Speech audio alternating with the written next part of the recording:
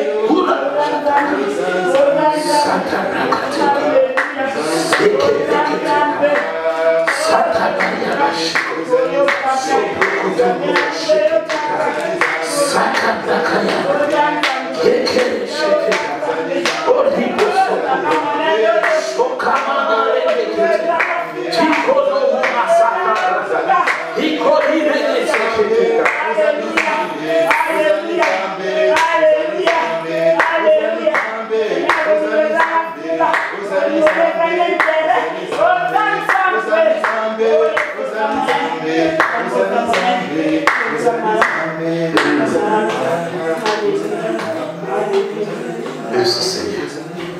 Merci Seigneur. Merci Seigneur.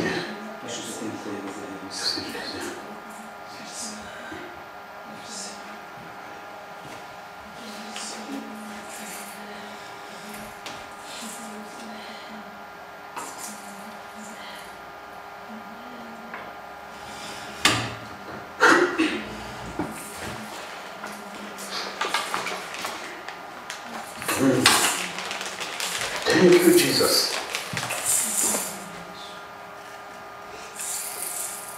Hallelujah.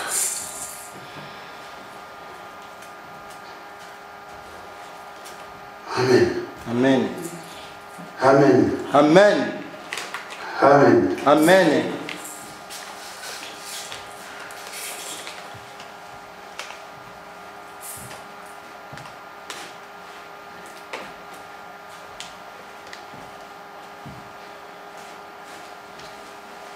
Je veux vous exhorter avec un passage, un message que Dieu m'a donné ce matin. Durant toute la semaine, il ne m'avait rien donné. Il ne me l'a donné que ce matin.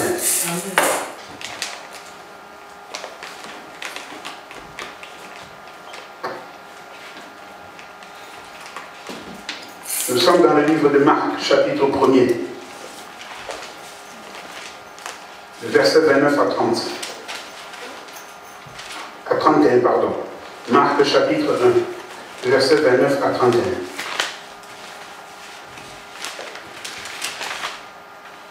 Marcus. Hoofdstuk 1, vers 29 tot 31. Marc chapitre 1er. Verset 29 jusqu'au 31e verset. Amen. Amen.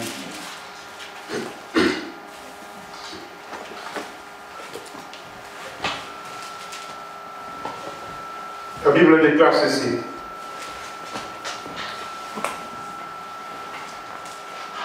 Après que Jésus ait choisi ses premiers disciples, après qu'il ait chassé les démons à Capernaum, et voilà que Jésus va entrer dans une synagogue, c'est-à-dire dans une église, pour prêcher. Après qu'il ait fini de prêcher, nous sommes maintenant au verset 29. La Bible dit ceci. En sortant de la synagogue, il s'est rendu avec Jacques et Jean à la maison de Simon, Pierre et d'André. La mère de Simon était couchée, ayant la fièvre, et aussitôt on parla d'elle à Jésus. S'étant approché, il la fit lever en lui prenant la main. Et à l'instant, la fièvre la quitta. Puis elle les servit. Amen. Amen. La belle-mère de Simon-Pierre était couchée, ayant la fièvre, et aussitôt on parla d'elle à Jésus. S'étant approché, il la fit lever en la prenant par la main, et à l'instant la fièvre la quitta. Puis elle les servit. Les, ici c'est au pluriel, donc c'est-à-dire eux tous qui étaient entrés dans cette maison-là. Alléluia. Bien-aimé, intitulons ce message « Éléments étrangers ». Ça, c'est le titre de notre message. Friend thing in my level. Amen. Élément étranger. That is the less van vandaag. Élément étranger. Amen. Amen. Lorsque j'ai donné le sujet de jeûne et prière le dimanche, j'avais dit on doit réanimer le Saint-Esprit, doit réanimer notre esprit. Parce que notre esprit était devenu un peu froid. Alléluia. Amen. Il était devenu un peu froid et je vous avais donné une image de ce qui s'était passé à l'île de Malte avec l'apôtre Paul. Mais aujourd'hui, voici le message que Dieu donne. Il s'agit de la belle-mère de Pierre.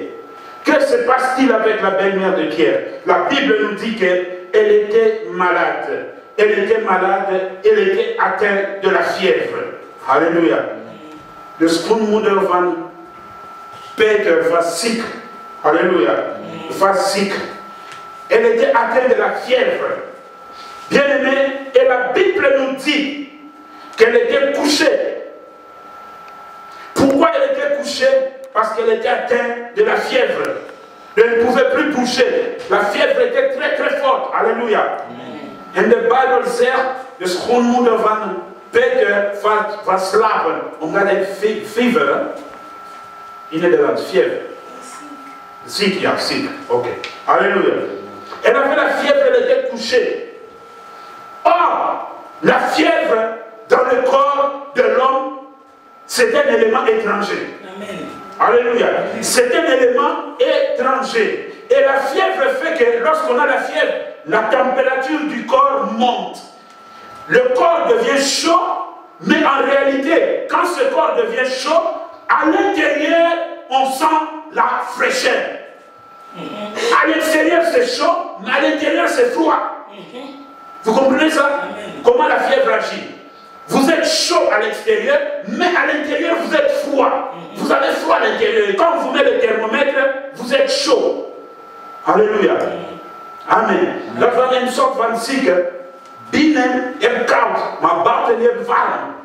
Amen. C'est ça la fièvre, c'est comme ça qu'elle agit. Et vous verrez, même si vous mettez des pulls, vous allez vous coucher sous la couette, mais vous aurez toujours froid. Vous aurez froid. Mais si on vous met le thermomètre, vous êtes chaud. Amen. Si on vous met le thermomètre, vous êtes chaud. Als je temperatuur probeert te krijgen van jou, je hebt koud binnen, maar buiten je oud is het heel warm. Alléluia. Vous avez froid à l'intérieur, mais à l'extérieur, vous êtes chaud. Pourquoi? Parce qu'il y a un produit étranger qui s'est introduit en vous. Un élément étranger qui s'est introduit en vous. Et le Kamopaya est Koti. Waarom heb je koud binnen en buiten warm? Omdat je het vreemde ding komt binnen in jouw ouder. Amen. Amen. Et la Bible nous dit que on alla parler d'elle à Jésus. Bless his it. On alla parler d'elle à Jésus. On alla parler d'elle à Jésus. Et quand Jésus est entré, on l'a trouvé couché. La position de coucher, de dormir, c'est une position de faiblesse. Amen. Alléluia. Amen. Quand quelqu'un est couché, il est dans une position de faiblesse. As iemand slaapt, de personne is moe, kan niks doen. Alléluia. Kan niks doen. Alléluia.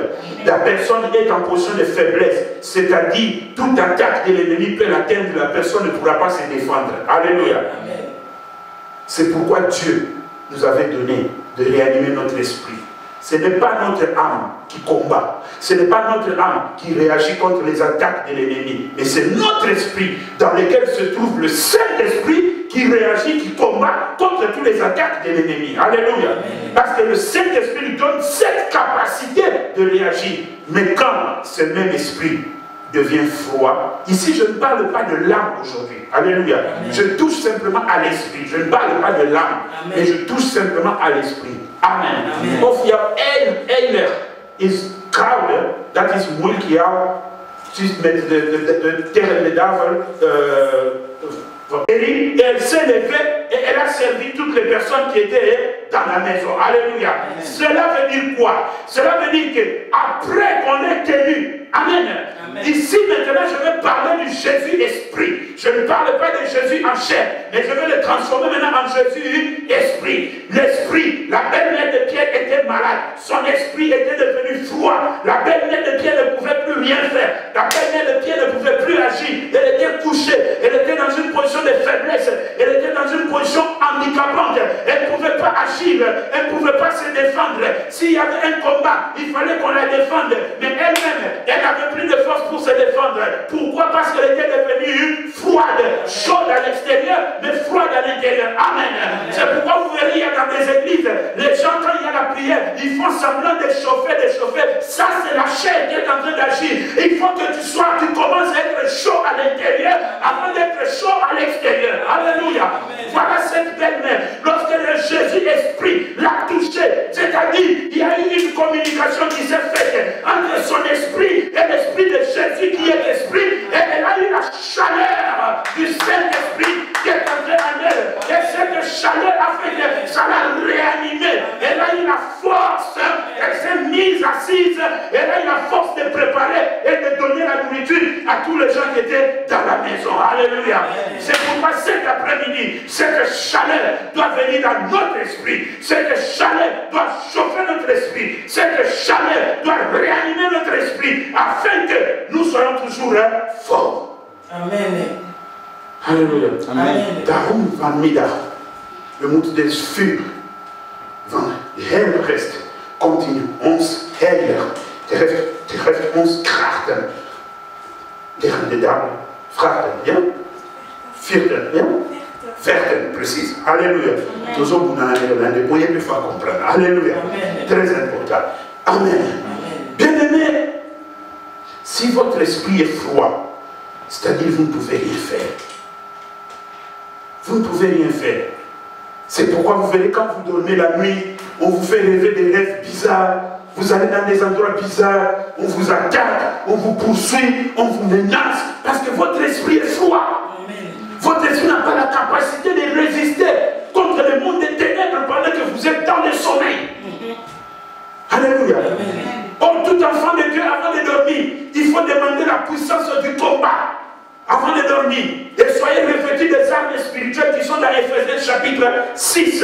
Avant de dormir, quand vous faites votre prière, n'oubliez pas ça, c'est très important. Parce que quand vous dormez, c'est le corps qui dort, mais l'esprit ne dort pas. L'esprit est là, il va traverser des choses bizarres. Il va combattre, il va rencontrer des ennemis. Mais si votre esprit n'est pas fort, vous verrez que vous avez toujours des défaites dans le sommeil. Toujours des défaites. Et quand vous êtes perdant spirituellement, sachez aussi que physiquement, vous serez toujours perdant. Amen. Parce que c'est le physique qui commande et le spirituel qui commande le physique. Alléluia. Amen. Jésus est entré et il a tenu par la main. Et quand il a tenu par la main, le feu a commencé à entrer dans la belle mer de Pierre. Le feu a commencé à entrer dans la belle mer de Pierre. C'est comme un ballon qu'on est en train de pomper. Vous savez, quand le ballon est dégonflé, il n'a pas de forme. Mais au fur et à mesure qu'on est en train de pomper, le ballon se gonfle. Le ballon se gonfle. Le ballon se gonfle pour prendre la forme qu'on lui avait donnée au début. Alléluia. Le ballon se gonfle. Le ballon se gonfle. Le ballon se gonfle jusqu'à ce qu'il atteigne la forme qui est la sienne. Amen. C'est la même chose aussi avec ce feu-là. Quand il rentre en nous, il commence à grandir. Il commence à grandir. Il commence à grandir. Il commence à prendre toute la place dans notre esprit. Il prend toute la place dans notre esprit. Et quand notre esprit est plein, il se déverse maintenant sur notre âme. Amen. Il se déverse sur notre âme et l'esprit commence à prendre la suprématie sur notre âme. Mais tant que notre esprit est froid, il n'est pas bien rempli, il n'a pas le feu, c'est l'âme qui prend la suprématie sur l'esprit. Et à ce moment-là, lorsque le combat se présente, on ne peut rien faire. Amen. Alléluia. Amen. On ne peut rien faire. On ne peut rien faire. Et cette belle-mère, quand on l'a touchée, elle a senti le feu. Elle a senti son esprit, elle s'est réanimée. Elle s'est levée. La même chose aussi avec Jean-Baptiste. Quand il était encore dans le ventre de sa mère Élisabeth, la Bible nous dit que lorsque Marie, après avoir reçu la visitation de Gabriel, est partie voir Élisabeth, c'est Gabriel qui lui avait annoncé que ta sœur Élisabeth est enceinte de 6 mois. Et lorsqu'elle ira voir sa sœur Élisabeth, la Bible nous dit quand elles se sont saluées, c'est-à-dire quand elles se sont donné la main, le Jésus spirituel qui était dans le ventre de Marie, il a transmis la force, le feu au Jean-Baptiste qui était dans le ventre de sa mère. Et la Bible nous dit que Jean-Baptiste a prophétisé. Amen. Alléluia. Jean-Baptiste a prophétisé. Elle va dire, comment m'est-il permis à moi que la mère de mon Seigneur vienne vers moi? Jean-Baptiste a prophétisé. C'est le premier enfant de seul et l'unique qui a prophétisé dans le ventre de sa mère. Amen. Alléluia. Amen. Le seul. Pourquoi? Parce qu'il y avait un contact. Il a reçu le feu. Bien-aimés, vous savez, quand le feu du Saint-Esprit vient en vous et il remplit votre esprit, vous pouvez faire des choses qu'on peut vous traiter de fou ou de folle, mais ce n'est pas vous. C'est le feu là qui est en vous, qui est en train d'agir. Alléluia. C'est pourquoi moi j'ai toujours dit et j'ai toujours répété qu'ici, nous sommes une église conduite par l'Esprit. Alléluia. Conduite par l'Esprit. Donc quand quelque chose se passe en toi spirituellement, laisse cette chose s'accomplir. Dieu sait pourquoi. Alléluia. Dieu sait pourquoi.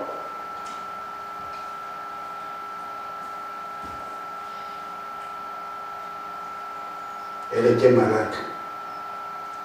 Il n'y a pas plus malade comme l'esprit. Parce que quand quelqu'un naît, il est mort spirituellement, mais physiquement il vit. C'est-à-dire c'est son âme qui réagit. Mais son esprit est mort. Alors il doit recevoir Jésus-Christ comme Seigneur et Sauveur, afin que son esprit reçoive ce feu-là, pour qu'il soit réanimé et commencer maintenant à communiquer avec Dieu. Parce que c'est par notre esprit que nous communiquons avec Dieu. Sans le Saint-Esprit, on ne peut pas communiquer avec Dieu. Alléluia. C'est pourquoi, bien aimé, cet après-midi, quand nous allons prier, nous n'allons pas faire 4, 5, 6, 7 prières. Non, nous allons entrer seulement dans 3 sujets qui seront très très importants.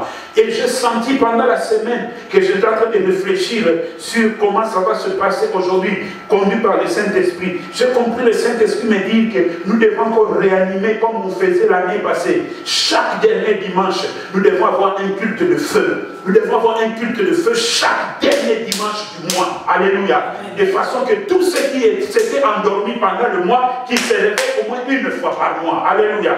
Très important. Chaque dernier dimanche du mois, nous allons revenir sur notre culte de feu. Ça, c'est très, très, très capital. Amen. Parce que ce feu-là, il aide beaucoup de gens et il va aider beaucoup de gens à combattre l'ennemi et à combattre tous les traits enflammés du malin qui arrivent contre celui qui a ce feu-là. Alléluia. Voyez, bien aimé. Donc, cette belle-mère était froide, était couchée. C'est comme vous voyez en train de marcher. Vous êtes en forme physiquement, mais spirituellement. C'est là où il y a le problème. Alléluia. C'est là où il y a le problème. Votre esprit était couché. Votre esprit était couché. Vous savez, bien aimé, vous êtes le premier défenseur de votre propre vie. Alléluia. Amen. Vous êtes le premier défenseur de votre propre vie. Et vous êtes le premier défenseur de votre propre maison. Vous devez le savoir. Si vous n'arrivez pas à vous défendre vous-même, vous ne pourrez jamais défendre votre maison. Amen. Alléluia. C'est comme un soldat qu'on a mis à la porte. On lui a dit, tiens l'épée. Si l'ennemi se présente, tue-le. Le soldat est à la porte, mais il est en train de dormir. Et l'ennemi, quand il arrive, il regarde, il voit qu'il est en train de dormir, l'ennemi entre. Parce que le soldat n'a pas pu défendre la place où il était pour empêcher l'ennemi d'entrer. Et quand l'ennemi est déjà à l'intérieur, qu'est-ce va faire le soldat qui était à la porte? Il ne va rien faire. Parce que l'ennemi est déjà entré. Et l'ennemi va faire son travail. Alléluia. C'est pourquoi on doit l'empêcher d'entrer. On ne le laisse pas entrer pour chercher à le faire sortir. Non, on doit l'empêcher d'entrer. Amen. Alléluia. Amen. On doit l'empêcher d'entrer. Je vous donne même un exemple. Vous mangez trop, ou vous mangez trop des haricots qu'on appelle magès ou aningala. Alléluia. Et après vous avez la diarrhée. C'est un combat qui est difficile. Mais si vous avez fait attention à manger avec intelligence, vous n'aurez pas eu la diarrhée. Mais si vous avez la diarrhée, vous êtes toujours à côté de la toilette, ça devient un problème. Mais si vous avez mangé avec attention, vous n'aurez pas eu la diarrhée. Alléluia. Vous comprenez la différence que j'ai dit là? Donc, c'est-à-dire, n'acceptez pas que l'ennemi entre, mais empêchez-le d'entrer. Parce que lorsqu'il sera entré et qu'il va commencer à agir, le combat deviendra encore plus compliqué. Le combat deviendra plus compliqué. C'est pourquoi, bien aimé, cet après-midi, on va chauffer. On va réveiller notre esprit. On va le réanimer avec l'aide du Saint-Esprit. Il doit réanimer notre esprit. Il va nous aider afin que la fraîcheur, le froid, l'hiver qui avait touché notre esprit lâche prise. Alléluia. Lâche prise. Vous devez être un enfant de Dieu. Lorsque vous avez cette chaleur-là, vous serez sensible au Saint-Esprit. À chaque fois que vous serez dans la présence de Dieu, vous allez sentir que Dieu est avec vous. Vous n'aurez pas fait des acrobaties, beaucoup chanter, beaucoup prier pour savoir ou sentir que Dieu est avec vous. Non, Mais lorsque ce feu-là est en vous, même si vous n'êtes pas en prière, mais vous allez sentir que Dieu est avec vous. Parce que le Saint-Esprit continuera à témoigner. Il dit tel que tu marches, Dieu est avec toi et tu le sens. Amen. Alléluia. Amen. Et tu le sens. Ce n'est pas seulement sentir des sensations. Non. Le témoignage sera permanent. Amen. Le témoignage sera permanent. Mais lorsque ton esprit devient froid, le témoignage ne sera pas permanent. Parce qu'il y a quelque chose qui ne va pas. Mais il faut qu'il y ait le feu, que ton esprit soit actif pour que le témoignage soit permanent. Et que tu vois la gloire de Dieu. Alléluia. Amen. Je peux dire Seigneur parce qu'il avait déjà commencé avant même que nous puissions prêcher la parole. Dieu est comme ça. Des fois il fait des choses avant même la prédication.